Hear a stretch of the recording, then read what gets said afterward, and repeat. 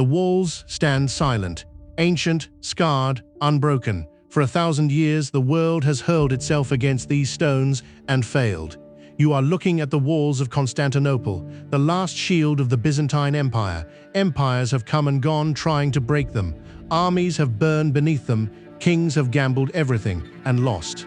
But the walls remain, and yet something has changed. Before the storm came a man who almost did it, Murad II, a warrior, not a dreamer. He crushed the Crusaders at the Battle of Varna. He shattered them again at the Battle of Kosovo.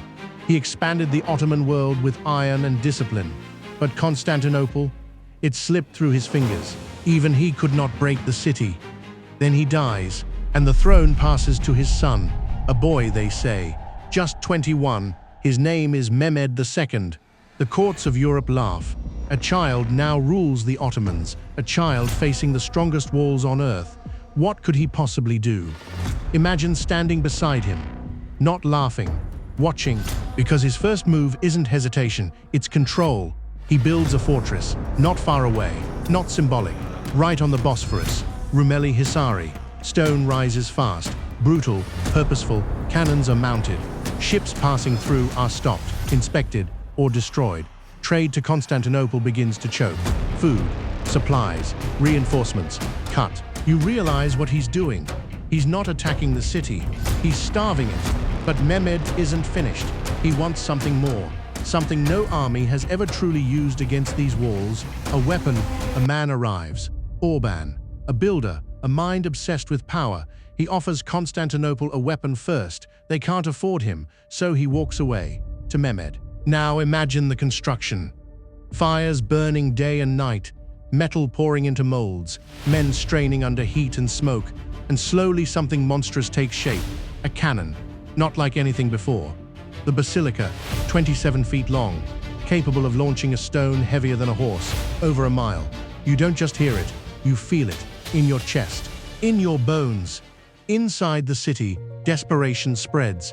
The Emperor, Constantine XI of Palaiologos, sends pleas across Europe. Help us save this city, save what remains of Rome. But Europe is divided, distracted, tired. Few answer, one man does. Giovanni Giustiniani, a soldier, a siege expert. He arrives with just 700 men. That's it. 700 against an empire. Count the numbers, 80,000 Ottoman soldiers against barely 7,000 defenders. Walls that once held entire armies, now defended by a handful of men. And out at sea, the fleet waits, commanded by Lucas Notarus, watching, hoping the water will hold if the walls do not. So now ask yourself, you're standing inside that city. Food is limited. Help is not coming. The greatest cannon ever built is being aimed at your walls. And outside, an empire is waiting. What would you do? Because the siege is about to begin.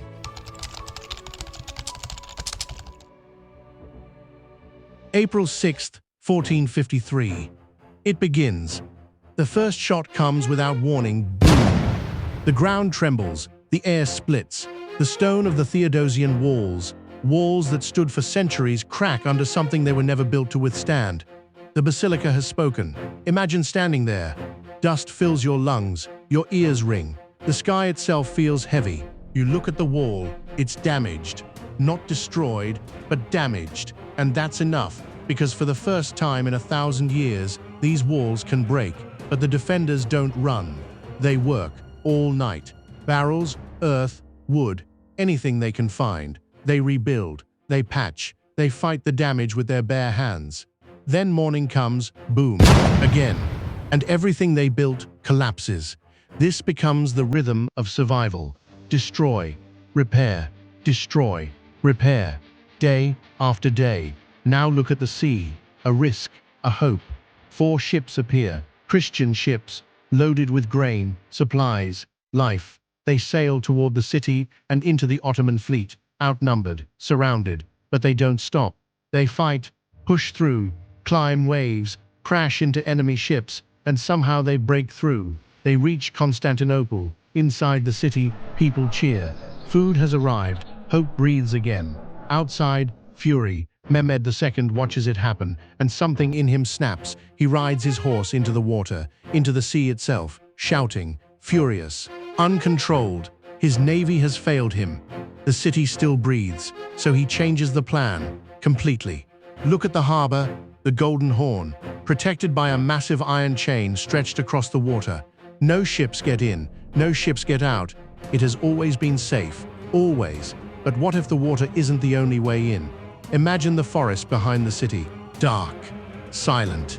Now imagine it filled with men, Ottoman soldiers, hundreds of them dragging ships, not in water, on land. Logs are laid down, greased, slick with oil, and slowly, unbelievably, ships begin to move, up hills, through trees, across land where no ship should ever be. You wake up inside Constantinople, you look out, and you see it. Ships, in the harbor. Behind you, the chain didn't fail, it was bypassed. Now the city is surrounded. Land, sea, no escape, no safe side. Inside the walls, panic spreads. The defenders are forced to split. Fewer men on the walls, fewer men everywhere. And Mehmed, he watches again, calm, patient, because now time is on his side. The siege is no longer just pressure, it's suffocation, and the city is running out of breath. The war goes underground. Literally, Ottoman soldiers begin to dig tunnels deep beneath the earth. Their goal, to reach the walls and bring them down from below. Inside Constantinople, they listen. Every sound matters, every vibration, because somewhere in the dark men are coming. Then they respond, counter tunnels, led by Johannes Grant. They dig, search, hunt in darkness, and when they find the enemy, there is no battlefield, no sky, just earth, tight spaces, fire, smoke, men burning alive underground, screaming where no one can see them. Above ground, the pressure continues. Mehmed builds siege towers, massive wooden structures, rolling toward the walls. If they reach the top, it's over. But the defenders strike first, in the dead of night. Gunpowder, fire, explosion. The tower collapses, burns, gone. Still, the siege does not stop. Days turn into weeks, weeks into exhaustion, more than 50 days. Both sides are breaking. Then comes the final moment. Mehmed gathers his army, 80,000 men, and he speaks.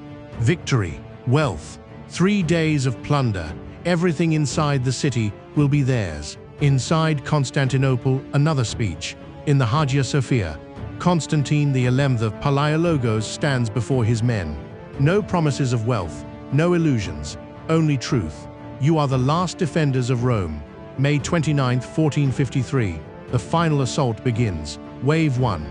Irregular soldiers, they rush the walls, they die, but they weaken the defense. Wave 2. Anatolian troops, more disciplined, more dangerous. They push harder, the walls strain. Then the final wave, the Janissaries, elite, silent, relentless. Somewhere in the chaos, a gate, small, forgotten. The Kerkerporta, open or broken, no one is sure, but it's enough. Ottoman soldiers pour through, then it happens. Giovanni Giustiniani is wounded, badly. He leaves the wall and something invisible breaks. Morale panic spreads, and the emperor. He doesn't run, he removes his royal cloak. No crown, no identity, just a soldier, and he charges into the fight, never to be seen again. By morning, it's over.